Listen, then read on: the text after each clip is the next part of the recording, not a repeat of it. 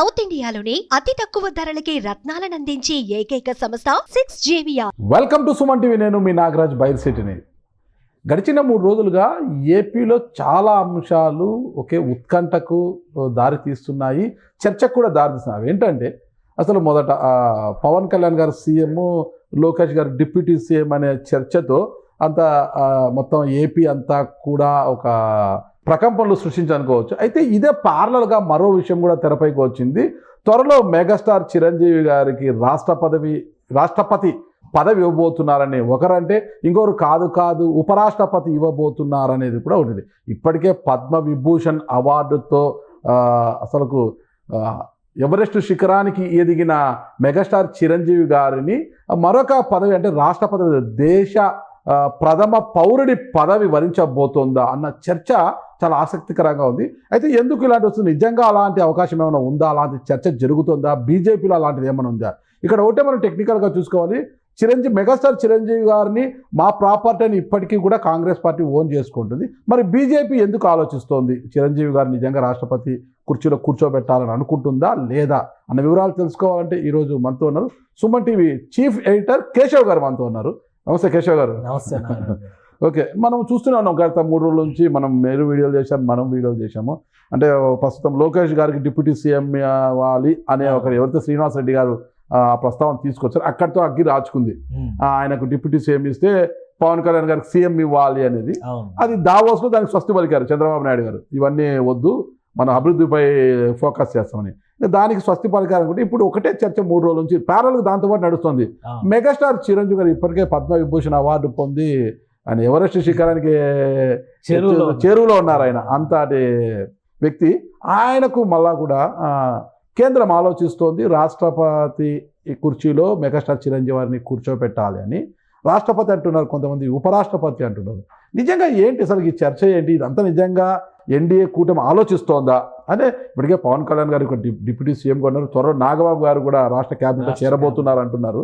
మరి పెద్దన్న అయిన మెగాస్టార్ చిరంజీవి గారిని రాష్ట్రపతి కుర్చీలో కూర్చోబెట్టబోతున్నారు కదా?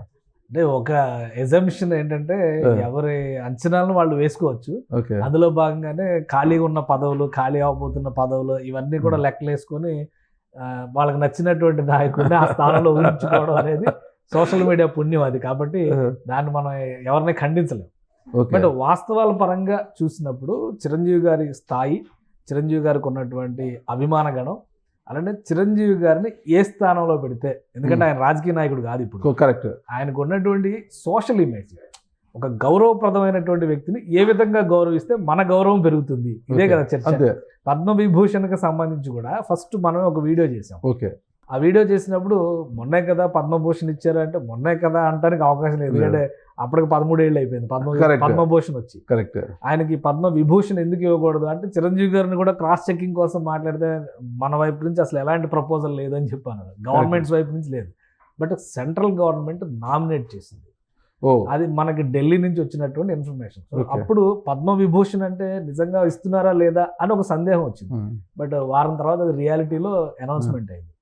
చిరంజీవి గారిని అప్పుడు కలిసినప్పుడు కూడా భారతరత్న రావాలి నెక్స్ట్ వీక్ అని చెప్పి, ఎందుకంటే ఆయన పర్సెప్షన్, ఆయన పర్సనాలిటీ అది ఒక డిఫరెంట్ డైమెన్షన్. ఒక నటుడిగానే ఆయన చూడలేం, ఒక సంపూర్ణ మానవుడిగా చూడాల్సినటువంటి ఖచ్చితంగా వ్యక్తిత్వం ఉన్న మనిషి ఖచ్చితంగా. సో ఆయన నుంచి సమాజం ఏం కోరుకుంటుంది, ఆయన సమాజానికి ఏం చేస్తున్నారు అనే దాని మీద ఎక్కువ చర్చ నడుస్తుంది, కానీ రాజకీయ కోణంలో చాలా తక్కువ. బ్లడ్ బ్యాంకుల ద్వారా కావచ్చు, ఎక్కడైనా కూడా మనకు ఈ డిజాస్టర్స్ జరిగినప్పుడు, విపత్తులు జరిగినప్పుడు తక్షణం స్పందించే గుణం కావచ్చు, ఆర్థిక సాయం అందించడంలో కావచ్చు, చిరంజీవి గారు ఇప్పుడు ముందు వరుసలోనే ఉంటారు. ఆ గుణం ఉన్న వాళ్ళు ఏంటంటే అందరి వాడు అనుకుంటారు. కరెక్ట్. అందుకనే చిరంజీవి గారు బీజేపీకి దగ్గర అవుతున్నారు అనే ఇన్ఫర్మేషన్ లేదా ఆ సంకేతాలు కనిపిస్తున్నప్పుడు వెంటనే కాంగ్రెస్ మా మనిషిని రకరకాల ఫీట్స్ చేస్తారు. రేవంత్ రెడ్డి గారు మా ప్రాపర్టీ అన్నారు. 2009లో ఆయన ఎన్నికల్లో పోటీ చేసిన తరువాత అంటే 18 స్థానాలు గెలుచుకున్న తర్వాత కొన్ని ఈక్వేషన్స్ కారణంగా కాంగ్రెస్ పార్టీలోకి మెర్జ్ చేయడం జరిగింది. ఆయన కేంద్రంలోకి వెళ్ళిపోయారు, కేంద్ర మంత్రిగా కూడా చేశారు. అయితే ఇప్పుడు ఆయన ఏ పార్టీలో లేకుండా ఒక మళ్ళా మెగాస్టార్ చిరంజీవి సినీ హీరోగా ఉండిపోయారన్న, న్యూట్రల్గా ఎటు లేకుండా రాజకీయాల గురించి ఎక్కడ మాట్లాడడం లేదు. తమ్ముడు పార్టీ పెట్టి జోరుగా ముందుకు పోతున్న ఎన్నికల సమయంలో కూడా తమ్ముడికి కూడా మాట్లాడలేదు. గతంలో వైసీపీ అధికారంలో ఉన్నప్పుడు సినీ ఇండస్ట్రీ ఏదో టికెట్ల ధరల విషయాలు కావచ్చు, సినిమా ఇష్యూస్ పెట్టి మన జగన్మోహన్ రెడ్డి గారిని కలిసడం అదంతా కూడా చూసాం మనం అన్నట్టుగా. ఒక న్యూట్రల్గా ఉన్న పర్సన్ ఆయన వ్యక్తిత్వం పరంగా కూడా అదే న్యూట్రాలిటీ మెయింటైన్ చేశారు. మీరు ఒకటి అబ్జర్వ్ చేస్తే జగన్మోహన్ రెడ్డి గారు చేసిన బ్లండర్స్లో అతిపెద్ద బ్లండర్ ఏదైనా ఉంది అంటే, ఆయన పదవికి దూరం చేసినటువంటి బ్లండర్ ఏదైనా ఉంది అంటే అది రాజధానిని 3 ముక్కలు చేయడం.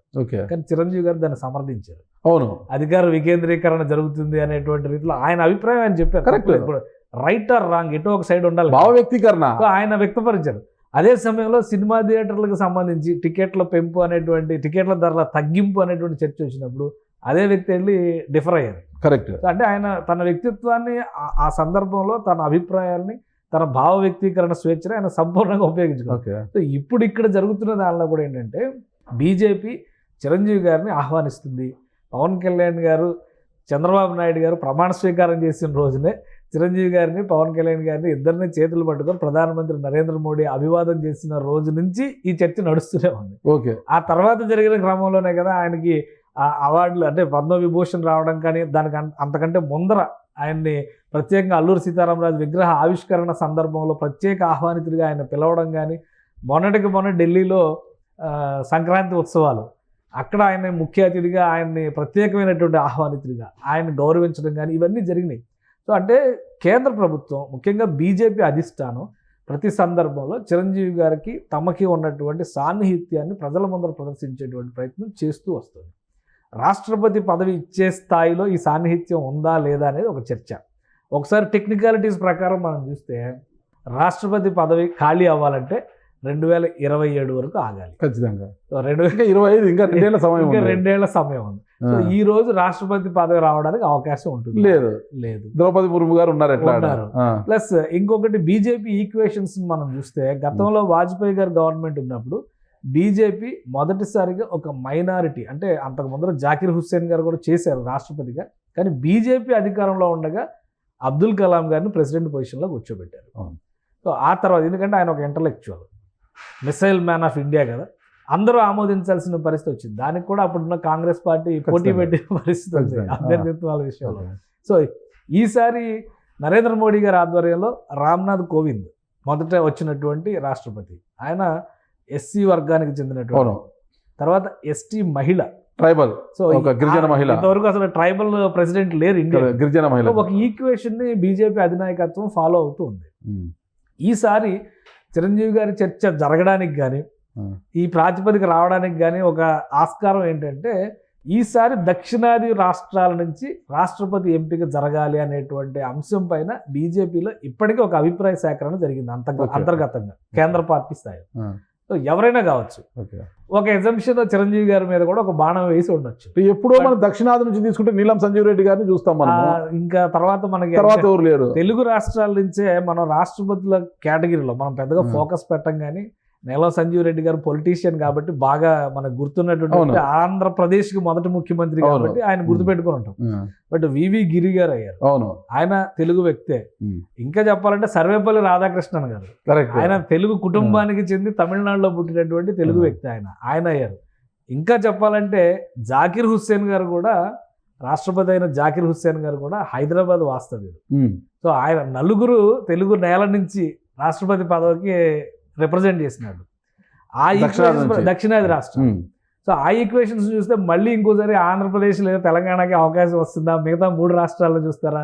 ఆల్రెడీ అక్కడ కూడా నారాయణన్ గారు కానీ, వెంకటరామన్ గారు కానీ వీళ్ళంతా రిప్రజెంట్ చేశారు. కేరళ నుంచి, తమిళనాడు నుంచి, అబ్దుల్ కలాం గారు తమిళనాడు నుంచి వస్తారు.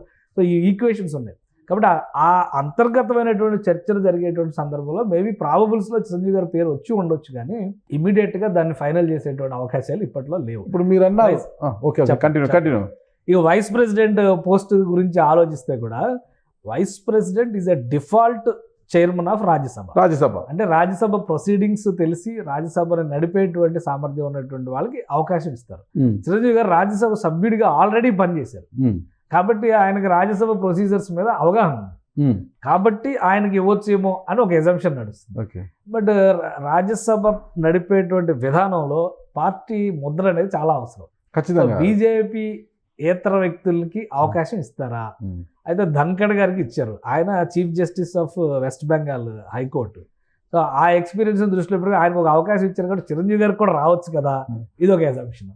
సో అంటే ఈ రెండు ఎందుకంటే అంత ఎక్కువ చర్చ జరగడానికి కారణం ఏంటంటే ఈ ప్రాబబిలిటీస్ ఎక్కువ కనిపిస్తున్నాయి కాబట్టి వీటిని దృష్టిలో పెట్టుకొని చిరంజీవి గారికి ఇవ్వచ్చేమో అనేటువంటి అంచనాలు, ఆశలు ఎక్కువగా వికసిస్తున్నాయి. బట్ ప్రాక్టికల్గా చూస్తే అది అంత ఈజీ అయినటువంటి వ్యవహారంగా అయితే కనిపించట్లేదు. అది వాస్తవమే, అది మనం చర్చించుకోవచ్చు. ఇప్పుడు మీరు అన్నారు తెలుగు రాష్ట్రం అంటే తెలంగాణ, ఏపీకి దక్కుతుందంటే, అంటే చిరంజీవి గారు ఇక్కడ కాపురం ఉన్న ఆయన ఆంధ్ర ప్రాపర్టీ అంటుంటారు కదా.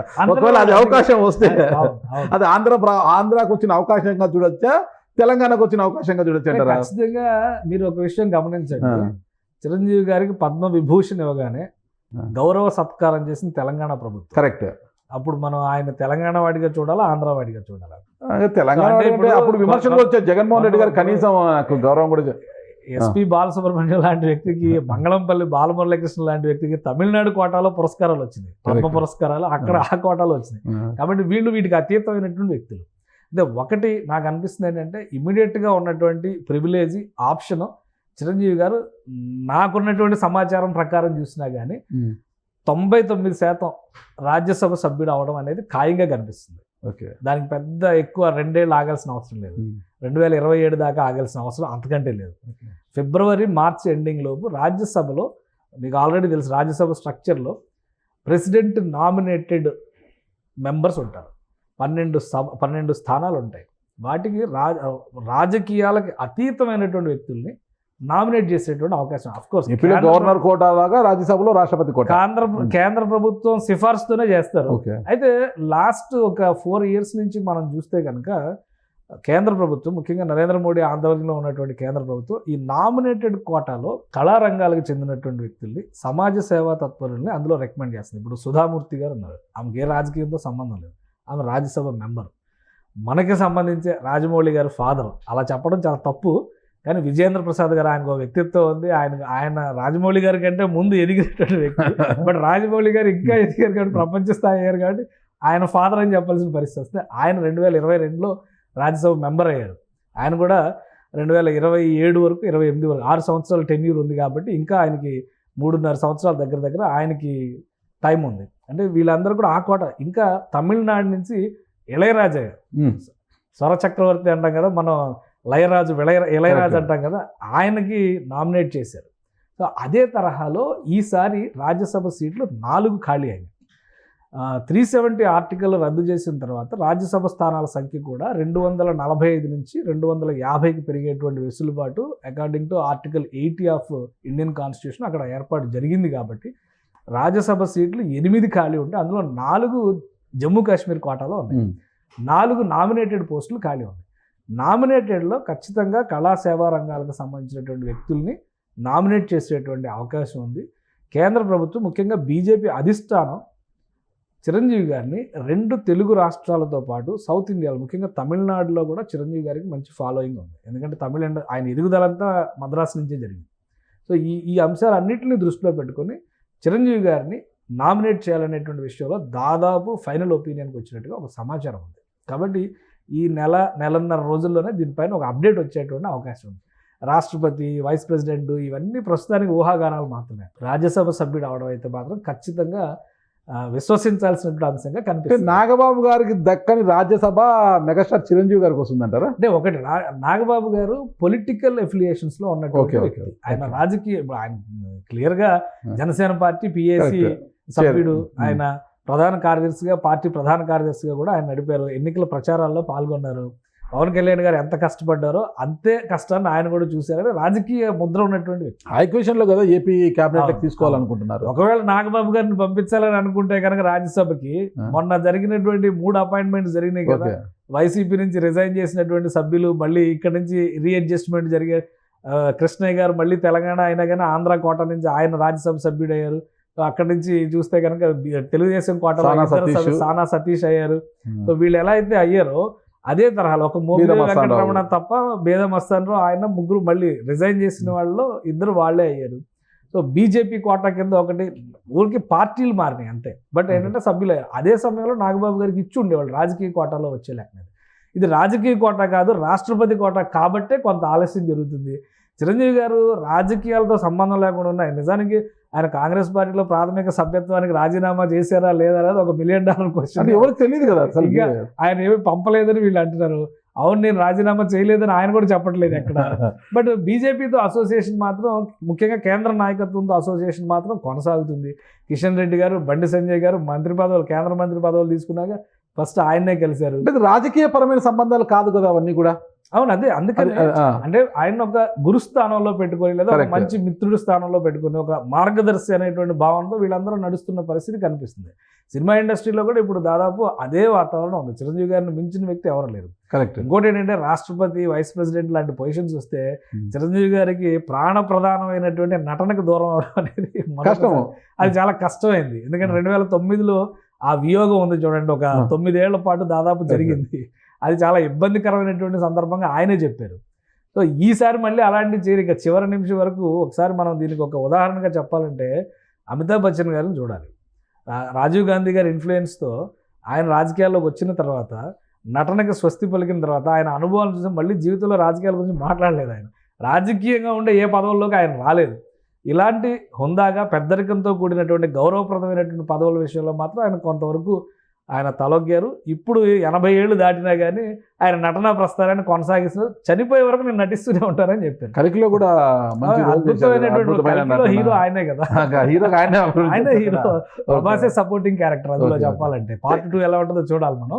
సో అదే ఇన్స్పిరేషన్తో చూస్తే చిరంజీవి గారు నాకు ఉన్నటువంటి అంచనా ప్రకారం చివరి నిమిషం వరకు నటనకి కానీ తెలుగు తెర, వెండి తెరకు కానీ దూరం అవరు అనేటువంటి అభిప్రాయం అయితే ఉంది. అదే అందరూ అంటున్నారు. ఇద్దరు తమ్ముడు కూడా మెగా కాంపౌండ్ నుంచి వచ్చిన ఇద్దరు తమ్ముడు, చిన్న తమ్ముడు పవర్ స్టార్ ఏమో డిప్యూటీ సీఎంగా ఉన్నారు, పెద్ద తమ్ముడు నాగబాబు గారు త్వరలో క్యాబినెట్ గెలవదు. ఇద్దరు తమ్ముడు బిజీగా ఉంటున్నప్పుడు చిరంజీవి గారు కూడా మళ్ళీ రాజకీయాల్లో బిజీ అవుతారా? నటనకే ప్రాధాన్యం అవసరం రాజకీయాలకి లేదా రాజకీయ పార్టీలకి ఉంది. ఓకే. సో ఆ నేపథ్యంలో చిరంజీవి ఆయనకు రాజకీయాలతో పని లేదు. ఆయనకి రాజకీయాలతో పని లేదు. అందుకనే ఆయన ఆ పార్టీ మా పార్టీ వ్యక్తి అంటున్నా కానీ ఈ పార్టీ పట్టించుకోకుండా ఆహ్వానాలు ఇస్తుంది అంటేనే మనం అర్థం చేసుకోవాలి. సో వీటన్నిటికీ అతీతంగా ఉన్నటువంటి వ్యక్తి కాబట్టి ఆయన రమ్మని కోరుకుంటున్నారు. చిరంజీవి గారిని ఆ పదవికి నామినేట్ చేస్తే ఆ గౌరవం ఆ పదవికి వస్తుంది. ప్లస్ ఆ ఇచ్చినటువంటి పార్టీకి, వ్యక్తులకు కూడా ఆ గౌరవం వస్తుంది. మా వ్యక్తి చిరంజీవి, మా మనిషి అని చెప్పుకునేటువంటి గౌరవం కూడా చాలా గొప్ప విషయంగా కనిపిస్తుంది. అందుకని జరుగుతున్నటువంటి సంప్రదింపులు కావచ్చు, జరుగుతున్నటువంటి ప్రక్రియలు కావచ్చు, బట్ ఆయన్ని రాజ్యాంగబద్ధమైనటువంటి పదవిలోకి ఇప్పుడే కూర్చోబెట్టేటువంటి అవకాశం లేదు. చిరంజీవి గారు ఇంకో 10 ఏళ్ళు బ్రహ్మాండంగా ఆయన డ్యాన్సులతో, ఫైట్లతో అలరిస్తూ నటించేటువంటి అవకాశం అయితే ఉంది. ఈ వయసులో మనం అమితాబ్ బచ్చన్ గారిని చూసినాక చిరంజీవి గారు 80-90 ఏళ్ల వరకు నటించడానికి స్కోప్ ఉన్నటువంటి మహానటుడు. తెలుగు తెరకి అవకాశాలు తెలుగు తెరకి కాదు, దక్షిణాది సినిమా ఇండస్ట్రీకి ఎవరెస్ట్ సమానుడిగా మనం చూడాల్సినటువంటి వ్యక్తి ఆయన. కాబట్టి అవన్నీ వదిలేసి ఆయన మళ్ళీ ఆ చట్టంలో కూర్చుంటారంటే రాష్ట్రపతి అనేది విపరీతమైన ప్రోటోకాల్. ప్రణబ్ ముఖర్జీ లాంటి వ్యక్తి తట్టుకోలేకపోయారు. రాజకీయాలు తప్పితే వేరే తెలియకుండా బతికినటువంటి నాయకుడు ఆయన. చివరి 5 ఏళ్ళు చాలా ఇబ్బంది పడ్డారు ఆ పొజిషన్లో కూర్చోండి. కాబట్టి చిరంజీవి గారు అటువంటి పొజిషన్స్లోకి అంత ఈజీగా వెళ్ళేటువంటి అవకాశం లేదు. ప్రస్తుతం ఉన్నటువంటి ప్రాధాన్యాలు రీత్యా చూసినా, ఆప్షన్స్ రీత్యా చూసినా కానీ చిరంజీవి గారిని కళ, సేవ, సాంస్కృతిక రంగాలకు చెందినటువంటి వారధిగా రాజ్యసభకి నామినేట్ చేయడానికి ఎక్కువ అవకాశాలు ఉన్నాయి. ఇంకా ఫైనల్ ఒకవేళ రాష్ట్రపతి అన్న ఇక్కడ మనకు పార్టీలకు అతీతంగా ఉండేది. అది పార్టీలతో సంబంధం లేదు. అది స్వతంత్రంగా ఎవరికైనా ఇవ్వచ్చు, అది స్వతంత్రం అవుతుంది. అయితే ఇక్కడ చిరంజీవి గారిని కాంగ్రెస్ పార్టీ మావారు అని వాళ్ళు ఓన్ చేసుకుంటే చిరంజీవి గారు దాని మీద స్పందించలేదు ఇంతవరకు ఏంటి అనేది. అయినా బీజేపీ చిరంజీవినే ఫోకస్ చేయడానికి, చిరంజీవినే రాష్ట్రపతి కుర్చీలో కూర్చోబెడతారు అనడానికి, అంటే మెగా ఫ్యామిలీకి ఉన్న ఒక ఇమేజ్ని వాళ్ళ ఎన్డీఏ కూటమికి అనుకూలంగా చేసుకోవచ్చు అనే ఒక ఆలోచన ఏమైనా ఉంటుందంటారా? మెగా ఫ్యామిలీకి ఇమేజ్ ఇచ్చిందే చిరంజీవి గారు. ఓకే. చిరంజీవి గారు లేకపోతే మెగా ఫ్యామిలీ అనేది మెగా కాంపౌండ్ కి పిల్లర్ ఆయన ఎవరైనా ఒప్పుకొని తీరాల్సిందే.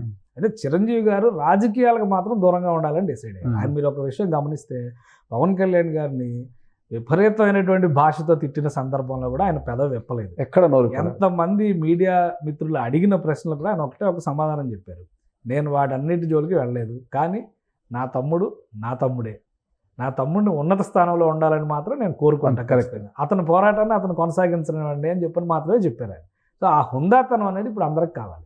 ఇప్పుడు ఉన్నటువంటి రాజకీయాల్లో ఆ హుందాతనం పాటించేటువంటి వ్యక్తులు ఎవరు, ప్లస్ ఇలాంటి ఇప్పుడున్న సమాజానికి మార్గదర్శిగా నిలిచేటువంటి వ్యక్తుల్ని ఎవరైతే ఓన్ చేసుకుంటారో వాళ్ళ క్రెడిట్ వాల్యూ కూడా పెరుగుతుంది.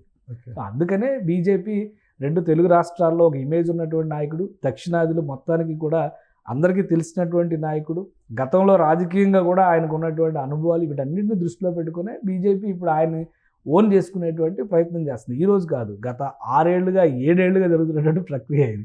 అల్లూరి సీతారామరాజు విగ్రహావిష్కరణ అనేది ఎప్పుడు 2020లో 2021లో జరిగింది. సో అప్పుడు కూడా చిరంజీవి గారిని ఆహ్వానించారు. అప్పుడు ఇదే చర్చ జరిగింది, ఆయన కాంగ్రెస్ మనిషి అనేటువంటి చర్చ. కానీ వాళ్ళు పట్టించుకోలేదు. అలానే మొన్నటికి మొన్న ప్రమాణ స్వీకారాల సందర్భంలో ప్రత్యేకంగా ఆయన వచ్చారు, రజనీకాంత్ గారు వచ్చారు. తమిళనాట రజనీకాంత్ గారిని కూడా బీజేపీ ఇదే తరహాలో దగ్గర తీసుకునేటువంటి ప్రయత్నం చేస్తుంది. కాబట్టి రాజకీయాలకు వీళ్ళు దూరంగా ఉన్నా కానీ వీళ్ళ వ్యక్తిత్వం, వీళ్ళ శైలి, వీళ్ళకు ఉండేటువంటి సమ్మోహన శక్తి ఖచ్చితంగా మనకు అవసరమని భావిస్తున్నారు. కాబట్టి రాజకీయ పార్టీలు ఆ స్థాయిలో ఇప్పుడు మోడీ గారు 3 టర్ములు ఆయన ప్రధానమంత్రి అయ్యారు. ఇంత స్థాయి విజయం సాధించిన వ్యక్తికి చిరంజీవి గారు అవసరమా లేదా అంటే మోడీ గారు కూడా అది గొప్పతనంగా మనం చూడాల్సి ఉంటుంది. అంటే ఈ తెలుగు జాతికి సంబంధించి, తెలుగు సమాజానికి సంబంధించి ఒక బలమైనటువంటి ఇన్ఫ్లుయెన్సర్, మన సోషల్ మీడియా భాషలో చెప్పాలి, బలమైనటువంటి ఇన్ఫ్లుయెన్సర్గా చిరంజీవి గారిని మనం అభివర్ణించవచ్చు కూడా. అందుకనే వాళ్ళు అడాప్ట్ చేసుకుంటారు. మా వ్యక్తి అని చెప్పుకునేటువంటి ప్రయత్నం ప్రతి సందర్భంలో జరుగుతుంది. చిరంజీవి గారు కూడా వివాదాలకు దూరంగా తనదైనటువంటి శైలిలో పెద్ద సమస్యలు వచ్చినప్పుడు కూడా ఆయన అలానే స్పందిస్తారు. తన అభిప్రాయం చెబుతూనే గౌరవప్రదంగానే దానికి ఒక ముక్తాయింపు ఇచ్చేటువంటి ప్రయత్నం చేస్తారు. అందుకనే చిరంజీవి ఇప్పుడు అందరివాడు, ఆయనని అందరం ఎక్కించడం ద్వారా మరొకసారి మావాడని చెప్పుకునేటువంటి ప్రయత్నం జరిగినా ఆశ్చర్యపోవాల్సిన అవసరం. ఓకే, థ్యాంక్ యూ కేశ్ గారు. చూద్దాం, ఎలాంటి ప్రపోజల్ లేకోకుండానే పద్మ విభూషణ్ అనేది చిరంజీవి గారిని తలుపు తట్టింది కదా. అలాగే ఇప్పుడు కూడా ఎలాంటి ప్రపోజల్ చిరంజీవి గారి నుంచి కావచ్చు, ఏపీ ప్రభుత్వం నుంచో లేదంటే తెలంగాణ నుంచో కూడా ఎలాంటి ప్రపోజల్ లేకోకుండానే మెగాస్టార్ చిరంజీవికి మరొక పదవి వరించనుందా లేదా అని చూడాలంటే మరికొద్ది రోజులు మనం వేచి చూడాల్సిందే. అంతవరకు ఓకే, థ్యాంక్ యూ అండి, నమస్తే. Thank you. సుమన్ టీవీలో మీ పర్సనల్ అండ్ బిజినెస్ ప్రమోషన్స్ కోసం కింది నెంబర్కి కాంటాక్ట్ చేయండి.